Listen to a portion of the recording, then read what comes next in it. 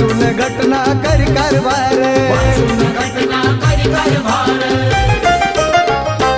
घातली कायद्याची येसन भल्या भल्याच्या नाकात, घातली कायद्याची येसन भल्या भल्याच्या नाकात.